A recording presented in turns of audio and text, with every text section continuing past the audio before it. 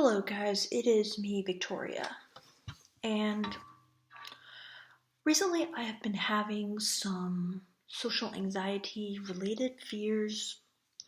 I've been doing a lot better making friends, being more social, but then sometimes when it comes to like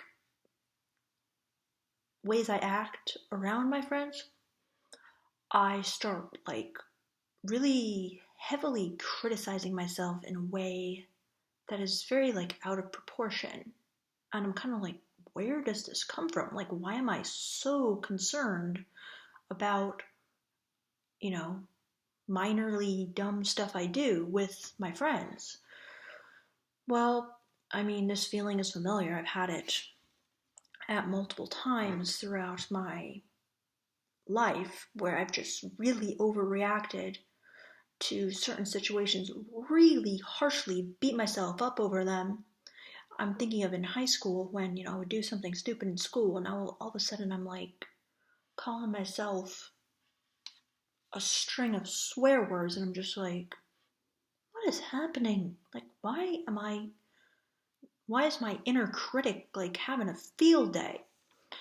Well, anyway, I stumbled on my super weapon, my Excalibur, if you will.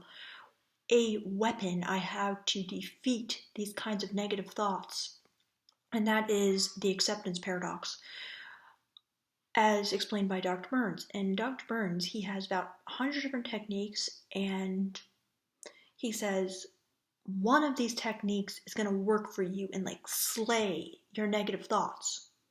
And that is the technique that will always work for you.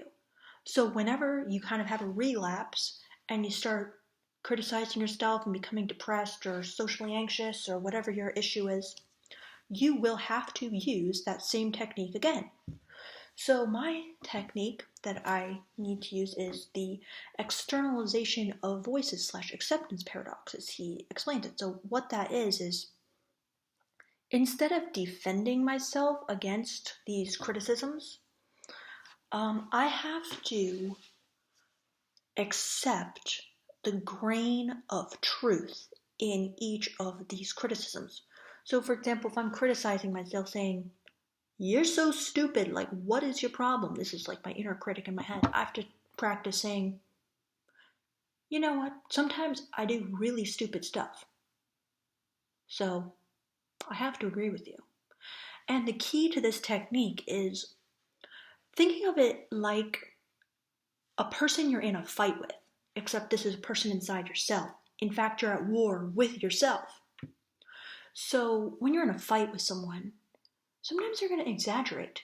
Sometimes they're going to say things in a really mean, exaggerated way. Sometimes they're going to just, say something really unfair.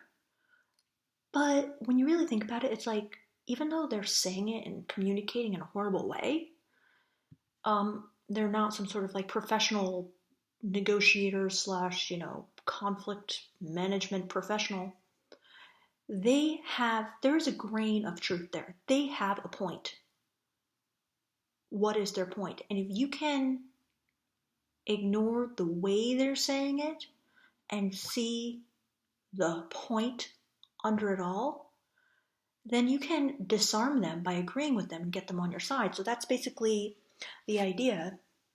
So basically I have to agree with my own criticisms because you know what? I have a point.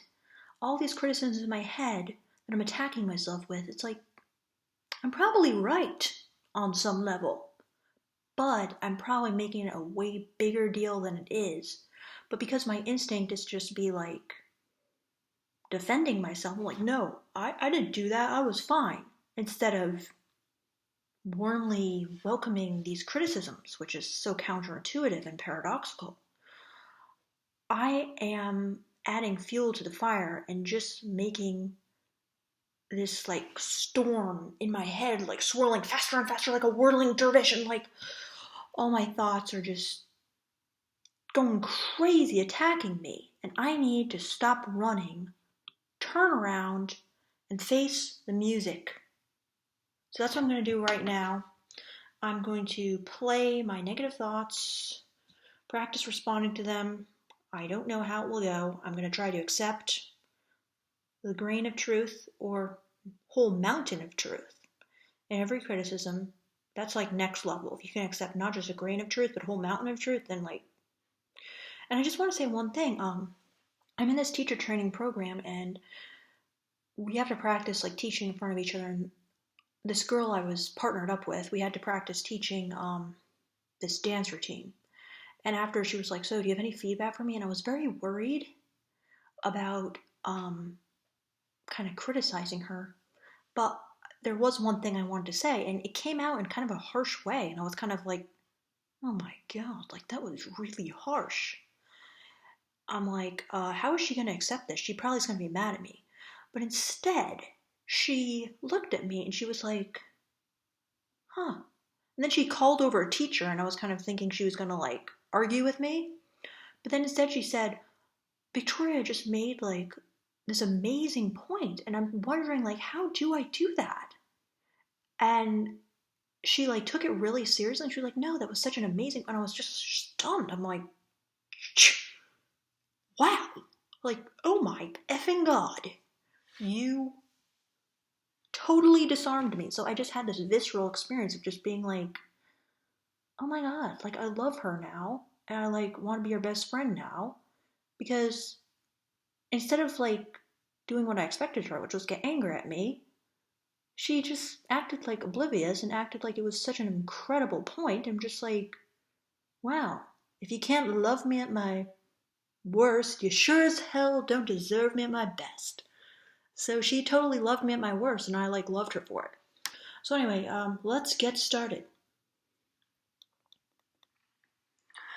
Um, so Victoria, I just wanted to let you know you come off as very self-absorbed, talking about yourself all the time, and having to respond. Sorry. So I come off as very self-absorbed. By the way, this is me embodying the voice of my internal critic. So I think I can come off as self-absorbed sometimes because I love to think about myself, and I love to talk about myself, and I could write, 20 blogs about myself, and I think it is a hazard since I think I like to think about myself more than other people, possibly. I do think that I can run the risk of talking about myself too much, and I just need to be aware of that. Okay, so I kind of skipped, so let me see. No, you come off as very self-absorbed, talking about yourself all the time. I'm just gonna let the next one play. Well, you kind of brag and make it all about you, and it's just like, do you care about other people at all? I think I can brag a lot, like I'm somewhat narcissistic at times. That didn't really sound that true, but yeah, the fact is, like, I definitely do brag at times. And it might make other people feel bad. I'll have to ask them if it does. It's so draining having to respond to your pointless statements and questions. So that's like, I worry that when I say, like, how are you to people, or like talk about or ask them questions, they're like really annoyed and like, oh great, now I have to answer her email. So it can be draining to answer these questions, but if they don't want to answer, they can always just like it or not respond or respond to me in person. So I think it is a good thing to be aware of that. It can be draining. This is terrible. How do you make everything so awkward all the time? You really have a talent. How do I make everything so awkward all the time? Well, I can just be really awkward at times. Like, I agree with you.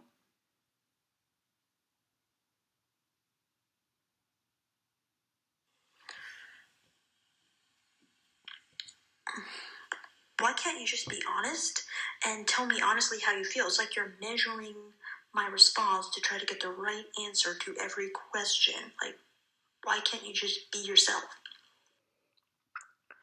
I totally agree that I really need to work on just blocking out what everyone else thinks, blocking out what everyone else's reaction, just focus on being honest. And that's something I'm working on. But it's definitely hard for me because I feel I pick up on little signals about what people are expecting to hear and I don't want to disappoint them. So, but that's one thing I want to work on more is to manage a better balance between kind of my sensitivity to people and being honest and sharing honestly what I think and feel. No one cares about how you feel.